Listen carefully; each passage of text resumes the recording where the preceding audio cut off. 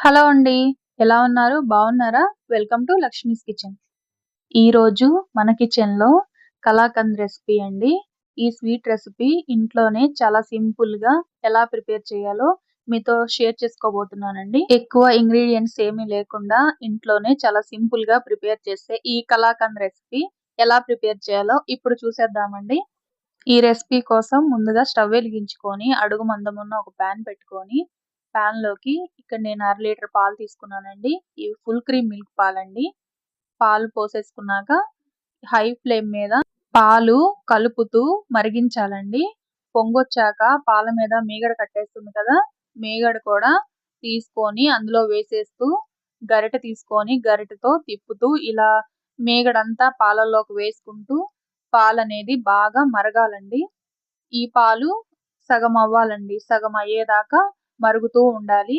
ఈ పాలనేవి మరగటంలోనే ఉంటుందండి మన కలాకండ్ టేస్ట్ అనేది. పాలు బాగా మరిగాక ఇందులోకి పాలు విరగడానికి నిమ్మరసం వేసుకోవాలండి. ఒక స్పూన్ నిమ్మరసం తీసుకొని అందులోకి ఒక స్పూన్ వాటర్ మిక్స్ చేసి పాలు మరుగుతున్నప్పుడు పాలల్లో వేస్తే పాలు బాగా విరుగుతాయి. మీ దగ్గర వెనిగర్ ఉన్నా వేసుకోవచ్చండి. నేనిక్కడ నిమ్మరసం తీసుకున్నాను. ఈ నిమ్మరసం అంతా మిక్స్ చేసుకున్నాక బాగా మరిగిన పాలలోకి ఇలా వేసుకోవాలి. ఈ నిమ్మరసం వేశాక పాలు త్వరగా విరిగిపోతాయండి. విరిగాక 10, 15 నిమిషాలు పాలని ఇలా గరిటెతో కలుపుతూ ఉండాలండి.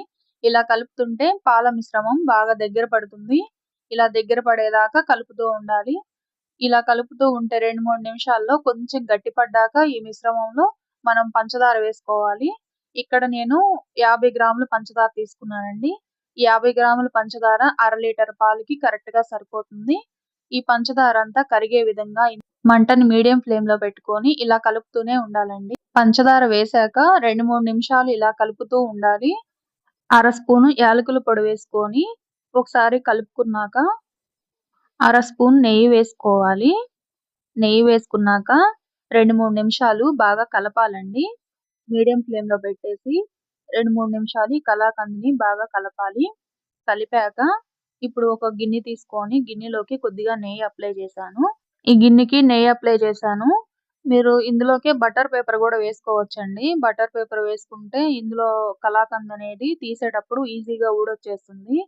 మీ దగ్గర ఉంటే వేయండి. ఇప్పుడు మనం ప్రిపేర్ చేసి పెట్టుకున్న కలాకండ్ మిశ్రమం అంతా ఇందులో వేసుకోవాలి. స్పూన్‌కి కొద్దిగా నెయ్యి రాసుకొని ఈ గిన్నెలో ఉన్న కలాకండ్ అంతా సమానంగా వచ్చే విధంగా అంచులన్నీ ఇలా చిన్నగా ప్రెస్ చేసుకుంటూ సమానంగా చేయాలి. ఒక 2, 3 గంటలు పక్కన ఉంచేస్తే ఈ కలాకండ్ మిశ్రమం అంతా గట్టి పడుతుందండి. ఇప్పుడు 2, 3 గంటలు ఆగాక ఈ మిశ్రమం అంతా డీమోల్డ్ చేయాలండి. ఇప్పుడు చూడండి ఇక్కడ డీమోల్డ్ అవ్వట్లేదు. అంటే గట్టి పడిపోయింది కలాకండ్ అనేది. కానీ ఇలా ఈజీగా ఊడి రావాలంటే చిన్న టిప్ ఉందండి ఇక్కడ. ఈ కలాకండ్ గిన్నె తీసుకొని ఒక పాన్ వేడి చేశాక మనం దోసలు వేసుకునే పాన్ ఉంటుంది గదా! ఒక 10 నిమిషాలు అలా పెట్టేసి ఉంచండి.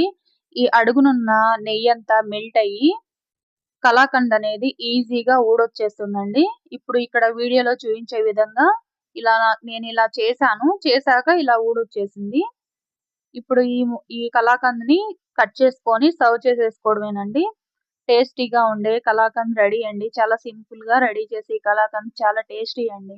తక్కువ ఖర్చుతో గూడా అయిపోతుంది. ఒకసారి బయట కొనే ముందు ఇంట్లోనే ఇలా మీరు ఫస్ట్ టైమ్ ట్రై చేసినా గానీ కలాకండ్ అనేది బాగా కుదురుతుందండి. ఇదే కొలతలతో మీరు 2 లీటర్ల పాలతో ప్రిపేర్ చేసినా ఇలాగే వస్తుందండి. ఖచ్చితంగా ట్రై చేసి చూడండి. నేను బయట కొన్న విధంగా ఉండాలని ఇలా చిన్న చిన్నగా ట్యాప్ చేస్తూ ముక్కలకి ఒక షేప్ వచ్చే విధంగా చేశానండి. నేను తీసుకున్న అర లీటర్ పాలకి ఇక్కడ మీడియం సైజులో 8 పీసెస్ వచ్చాయండి. అంతే అండి. చాలా టేస్టీగా ఉండే కలాకండ్ రెడీ అండి. వీడియో నచ్చితే వీడియోని లైక్ చేయండి. మన ఛానల్‌ని సబ్స్క్రైబ్ చేయండి. Thanks for watching.